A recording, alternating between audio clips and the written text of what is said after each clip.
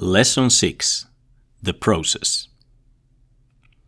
The advocate must not withdraw himself from the sole and common final purpose of the trial, the discovery and the legal assertment of the truth of the objective fact. Pius XII, 1944. You will know the truth, and the truth will make you free. John 8:32. So far, we have focused on substantial law. We have studied when a marriage is invalid and when it can be dissolved. Now we need to learn procedural law. It is not enough to know that the marriage was invalid. A tribunal needs to declare that it was. The advocate, therefore, needs to know how to navigate the process so that the client's rights are protected. The following 2 lessons are focused on this issue. In Lesson 6, we are going to study the law that governs the work of an advocate. Procedural law may be dry, but it is extremely important for the advocate. There is nothing more practical than good theory. In Lesson 7, we will conclude the course with the practical aspects of the job. 1. The trial. Persons. Before we describe how the process flows, let us take a look at the persons involved in the trial. The judicial vicar is a priest appointed by the bishop and equipped with ordinary judicial power. He, the adjutant judicial vicars, and other judges administer justice in the diocese in the name of the bishop. Matrimonial causes are reserved to a tribunal of 3 judges. Laymen and women can be diocesan judges, but the presiding judge who leads the College of Judges must be a cleric. The ponens is the judge who drafts the definitive sentence. One of the judges conducts the instruction, but an auditor can be appointed as well. The notaries are custodians of the acts of the case and authenticate documents. They assist the judge and they draft the act of the declarations. Without the signature of the notary, the acts of the case are null. Notaries are responsible as well for the communications of the court with the parties. The defender of the bond is an advocate of the marriage who intervenes in all matrimonial processes, offering all reasonable arguments in favor of the validity of the marriage. The defender is a public party who participates in the trial on behalf of his office and to protect the public good, not because of a private interest. The private parties are the petitioner and the respondent. The spouse who requests the declaration of nullity or the dissolution is the petitioner. The other party is the respondent. In dissolution cases, however, the respondent receives other names like other party or former spouse. Procurators represent the parties before the tribunal in a similar way as what is known in common English as power of attorney. They receive communications from the court to their clients and introduce documents and requests to the tribunal on their behalf. With some exceptions, no parties appoint procurators at our tribunal. Advocates.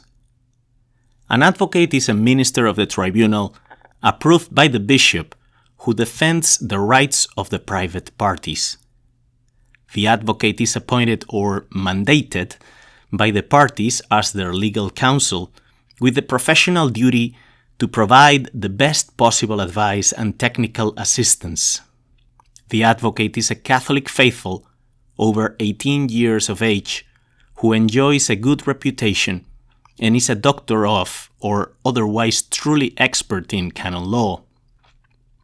Advocates help their clients define their judicial stance, identify possible processes and grounds, select the best proofs, draft technical documents for the clients to sign and submit to the tribunal, and give counsel on the best course of action within the limits of justice and the law.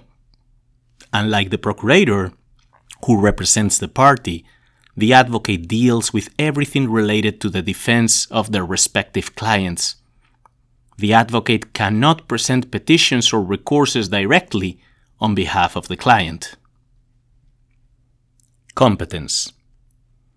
Tribunals are hierarchically structured according to the degree or instance of the trial. One court's decision is subject to the examination of its superior court in appeal. Atlanta is a tribunal of first instance, but also the second instance or appellate tribunal for our suffragan diocese of Charlotte, Charleston, Savannah, and Raleigh. From our tribunal, it is possible to appeal to Indianapolis, our appellate court, or to the Roman Rota, the ordinary tribunal of the Pope. Third and successive instances are heard at the Roman Rota. The competence of each tribunal varies depending on a handful of factors, including the nature of the case. For matrimonial causes, Canon 1672 establishes 3 titles of competence. First, the tribunal of the place in which the marriage was celebrated. Second, the tribunal of the place in which either or both parties have a domicile or a quasi-domiciled. Third, the tribunal of the place in which in fact most of the proofs must be collected. According to Canon 102, we acquire domicile when we move to a place with the intention of remaining there permanently or when we have lived in a place for 5 years. Quasi-domicile is acquired by living in a place for 3 months or with the intention to stay for 3 months. Both domicile and quasi-domicile can be parochial or diocesan. For instance, someone who moves every 2 months from parish to parish within a diocese may have a diocesan domicile, but not a parochial domicile. Both domicile and quasi-domicile of either party, either diocesan or parochial, are titles of competence. While so-called parish registration is a wonderful method employed by American parishes to ensure frequent contact with parishioners, it has no bearing on the law of the Catholic Church regarding the acquisition of domicile. It is therefore irrelevant to our purposes. 2. Types of process. The advocate of the Metropolitan Tribunal may be involved in 7 types of matrimonial processes. 3 are judicial, 2 are administrative, and the other 2 are special. Administrative. Strictly speaking, only judicial processes belonged to the tribunal. Favor of the faith and super rato are not judicial controversies resolved by the judge. They are administrative processes to ask a grace from the Pope. However, given their technical nature, many bishops entrust these cases to the diocesan tribunal. This is also the case in Atlanta. Petrine and non-consummation cases have 2 phases. A diocesan stage, where the information is gathered, and a second phase before the Holy See, where the decision is made. The petition for dissolution is sent to the diocesan chancery, but addressed to the Pope. The instructor gathers the proofs, and the file is sent to the Holy See.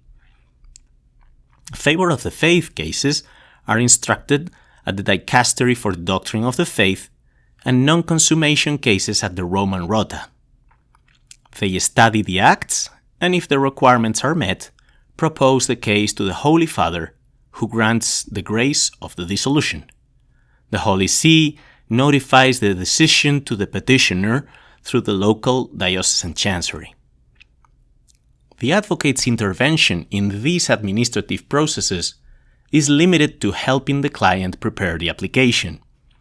Administrative processes do not foresee the intervention of advocates, unless in some particular cases, when the instructor needs help to contact the parties or to provide further information, the advocate is not involved with the court after submitting the petition. Informal. Footnote. The expression informal case is an emblem of the American way. Its origins date back to the introduction in the 18th century of the documentary process, which was called informal as opposed to the more thorough examination of the ordinary form. The expression is still used in many American tribunals with different meanings. The most encompassing definition could be that of all tribunal procedures that are not the ordinary process. The ordinary process, by the way, is still called formal case in many, if not the absolute majority of American tribunals. I propose to use the name informal for these two procesicula, as Navarrete would call them. The name is not only appropriate to their informal nature, since they are not subject to a prescribed procedural form, it is also an homage to the generations that preceded us. Lack of form and Pauline privilege cases are special. They are certainly not judicial processes, and they are not really administrative processes in the strict sense either. In fact, they both belong to the prenuptial investigation that precedes every wedding in the Catholic Church. The law does not establish a process for the Pauline privilege, but only a number of requirements for its concession. The local ordinary is not an instructor, but the official who ensures that the requirements are met. So-called lack of form cases do not even exist outside the United States. According to the law, no judicial process is needed to prove the freedom to marry of Catholics who attempted a merely civil marriage. Do not be surprised if overseas dioceses celebrate weddings of Catholics who attempted merely civil marriages without conducting a lack of form case. In the United States, however, due to the vast religious diversity and high divorce rate, it can be quite difficult for the average pastor to decide with confidence. Therefore, in American dioceses, this part of the prenuptial investigation is typically reserved to the tribunal. Your contribution in Pauline and lack of form cases will usually end with the submission of the application. Your mission is to identify the case, make sure that it meets the requirements, propose the right proofs to the court, and submit the application form. Judicial.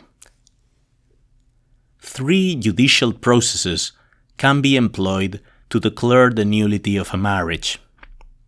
The paradigm is the ordinary contentious process, which is employed in most cases. But there are also 2 abbreviated versions, the documentary process and the briefer process before the bishop. The documentary process can be employed when a document establishes the nullity of the marriage. The document proves with certainty that the marriage was null because of a defect of canonical form or an impediment, but the process cannot be used for cases of defect of consent. The documentary process is the simplest of judicial processes. All the requirements of the ordinary process are dispensed, except the citation of the parties and the defender of the bond. In the briefer process, the judge is the diocesan bishop. This process streamlines the instruction in one single session whenever it is possible. There are 2 requirements to use this process. First, both spouses, or at least one with the consent of the other, file the petition.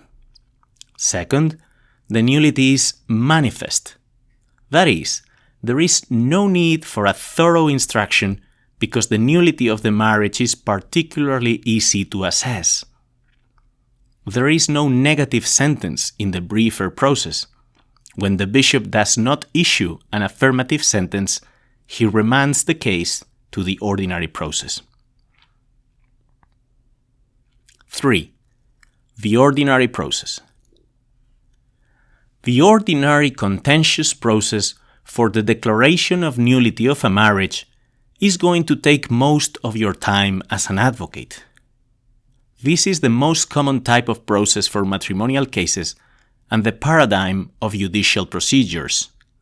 Therefore, we're going to study its development with particular attention. The ordinary process has two main parts: instruction and discussion. In the instruction, the court gathers the proofs. In the discussion, the parties debate if the marriage was null or not. Before the instruction, there is an introductory phase, and at the end of the process, the verdict is issued and executed. Introduction. In the introductory phase, the parties are called to trial, the required officials are appointed, and the object of the controversy is defined. The judicial vicar is responsible for this stage of the trial. A. Libellus. The process begins with a document called petition or libellus. Without this document, there can be no trial. In the libellus, one or both spouses ask the judge to declare their marriage null. To this effect, it suggests one or more grounds and explains the events that configured said ground or grounds. The libellus does not need to demonstrate the nullity of the marriage. It just shows that the case has some basis. The petitioner explains what happened and proposes proofs. Documentary proofs should be attached to the libellus. Witnesses, on the other hand, are deposed during the process, so the libellus includes a list of proposed witnesses with their contact information. Ideally, the libellus is a well-structured document drafted by a professional canon lawyer. It contains all the information and only the information relevant to the case. In America, however, most tribunals employ a hybrid solution to supply the lack of canon lawyers, as we explained at the beginning of this course. In Atlanta, we also employ a fill-in format that petitioners prepare with the help of volunteer advocates. It is not a typical libellus, but an application form with a final page, the petition page, that contains the essential elements required by the law. According to Canon 1504, these elements are the following: name of the tribunal, proposed grounds and facts on which they are based, proofs either attached or referenced in a list, place and date of the wedding, names and addresses of both parties, and signature of the petitioner or the petitioner's procurator. B. Acceptance. The judicial vicar must then decide whether to accept or reject the libellus. Firstly, the judicial vicar must make sure that the tribunal is competent and that the libellus contains all the elements required by law. Most importantly, the judicial vicar must see if the petition has basis. Simply put, basis means that the facts alleged in the petition are plausible and would make the marriage invalid. This is established in Article 122 of the instruction Dignitas Connubii.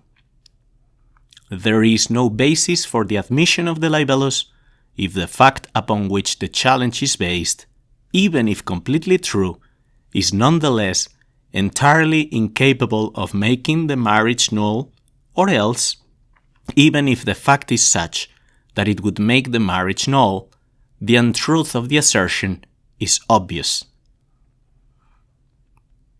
If the tribunal lacks competence or the petition lacks basis, the judicial vicar decrees its rejection.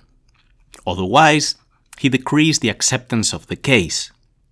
This decree is put in writing and signed by the judicial vicar and the notary. Like all decrees, it is immediately included in the acts of the case and communicated to the parties. C. Citation. Immediately after acceptance, the defender is notified and the respondent is called to trial. This is done through the citation, an official communication of the tribunal to the respondent, who gets a copy of the libellus as well. This citation of the respondent is so important that if it is not done, the acts of the process are invalid. Like this one, all communications with the parties are recorded in the acts of the case. If the respondent's whereabouts is unknown, it is possible to proceed with the case, but the court must carry out all possible efforts to cite the respondent. Some respondents refuse to answer the citation. In such cases, the judge declares the respondent absent from the trial, and the process can go on. The respondent and the defender have a period of 15 days to express their views on the petition. The respondent has the right to participate actively in the trial or to submit to the justice of the court. Submission to the justice of the court is a form of passive participation in the trial. These respondents are cited for interrogation, but they only receive some communications: the decrees of joinder and publication, and the final sentence. They do not appoint an advocate, and they do not propose witnesses. The respondent who intervenes actively in the case must define a stance in the trial. In other words, the respondent agrees or disagrees with the grounds proposed by the petitioner, and if needed, proposes different grounds of nullity. The respondent enjoys the same rights as the petitioner to appoint an advocate and to propose proofs. D. Joinder. The judicial vicar hears the parties and sets the question of the trial, also known as formulation of the doubt, joinder, or dubium, question in Latin. The joinder of the issue defines the limits of the controversy, identifying the grounds of the case.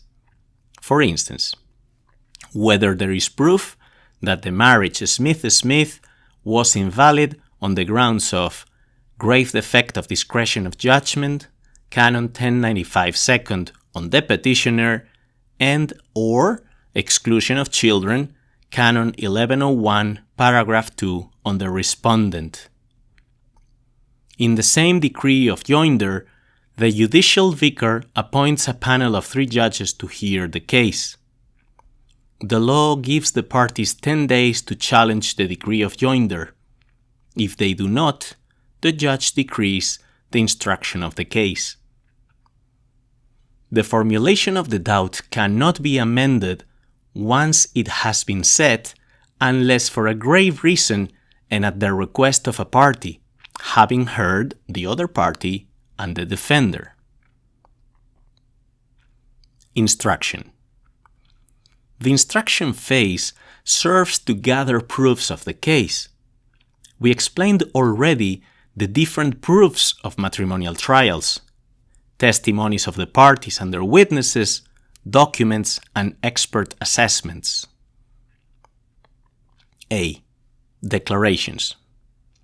Once the decree of instruction is issued, the tribunal contacts the parties and the witnesses and cites them to obtain their judicial declarations.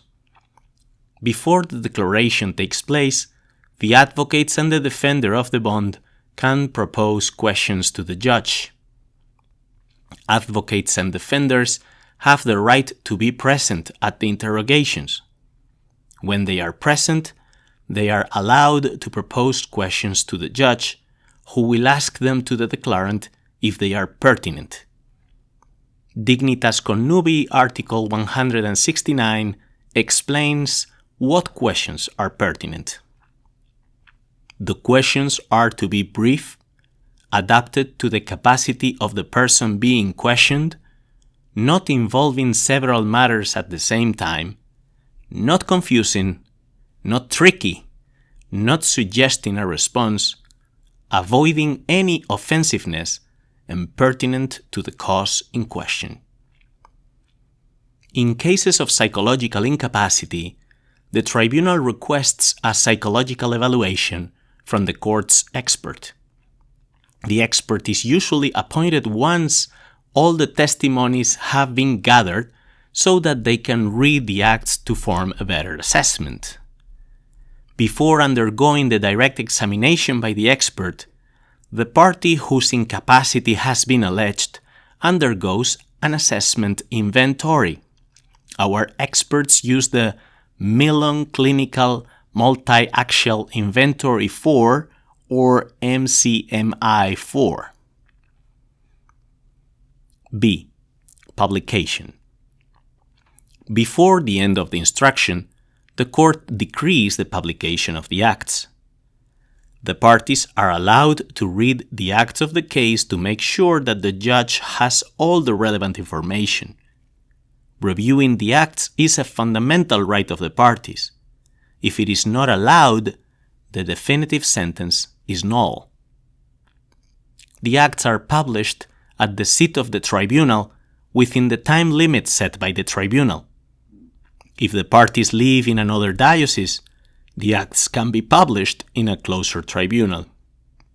They have the right to read all the acts not yet known to them, but they do not get a copy of the acts.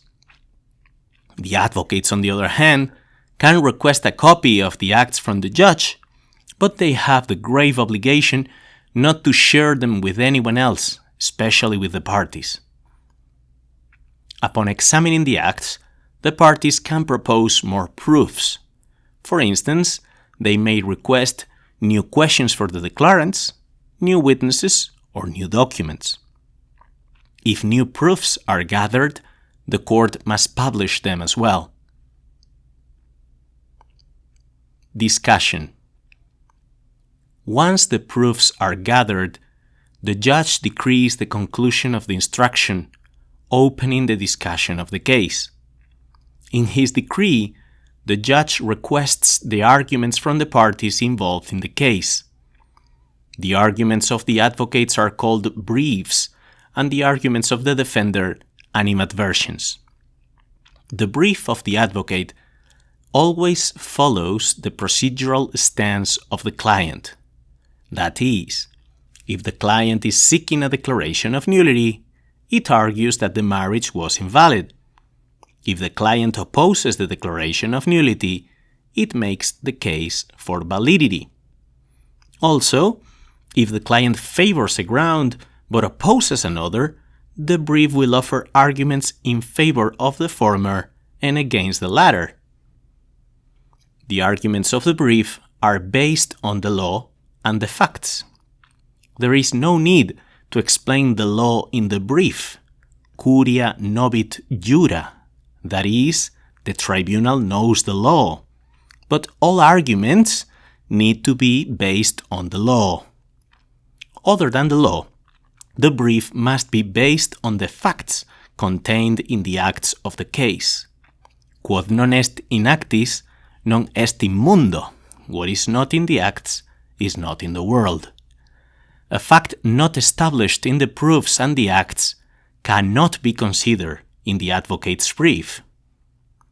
Once all sets of arguments are submitted, the tribunal exchanges them among the parties and allows a short period to submit responses. Like all briefs, these responses are based on the facts and the law. They serve to argue a controverted point and to contradict the arguments of the opposing parties. There is no need to address all the points of the first brief again. the defender has the right to be heard once more and always has the right to be heard last. Decision. Once all the arguments are submitted, the three judges meet to discuss the case and cast their votes. If they disagree, a majority of 2 is enough to decide the case. When they reach a decision, they sign an act with the verdict. The opponent has a short period to draft the definitive sentence, which is then signed by the judges and mailed to the parties. Typically, a definitive sentence has 3 parts: the facti species, an explanation of the facts of the case, the in jure, an explanation of the law, and the in facto, where the law is applied to the facts and the dubium is answered. Even if the sentence is affirmative, the parties are not immediately free to marry. The sentence does not become executive until 15 days go by and no one challenges it. The defender of the bond may challenge an affirmative sentence. The parties have the right to challenge any sentence that they consider harms their interest. There are 2 ordinary ways to challenge a definitive sentence: the appeal and the complaint of nullity. The appeal requests a new judgment from the superior tribunal. If the appeal is accepted, the appellate court hears a new decree or instance of the trial. There may be further instances, but in any case, there is no appeal against 2 conforming sentences. The complaint of nullity does not challenge the merits, but the form of the definitive sentence. It may be filed when the sentence suffers from a defect of nullity. For instance, if the right of defense was violated or a judge was coerced. If 15 days pass and no one challenges the affirmative sentence, the tribunal mails the decree of nullity to the parties. This document can be shown to the official who instructs the prenuptial investigation as official proof of the declaration of nullity. In some cases, the tribunal imposes prohibitions on the parties to ensure that the same problem that made the marriage invalid does not happen again. Before these parties are allowed to celebrate new nuptials, an investigation needs to be conducted to lift the prohibition. If nothing else impedes the valid and licit celebration of the marriage, the parties are free to marry. Abatement and renunciation. Typically, the instance ends with the final sentence and its execution. However, it can cease as well by abatement or renunciation. The abatement or expiration of the instance takes place when the parties do not place any procedural act for 6 months. The renunciation is requested in writing by the petitioner. Before declaring it, the judge needs to verify that the respondent is not opposed. Once the instance ceases, the process cannot be reopened. If either party decides to pursue the case again, they need to introduce a new libellus. Nevertheless, the proofs from the former case can be used in the new process.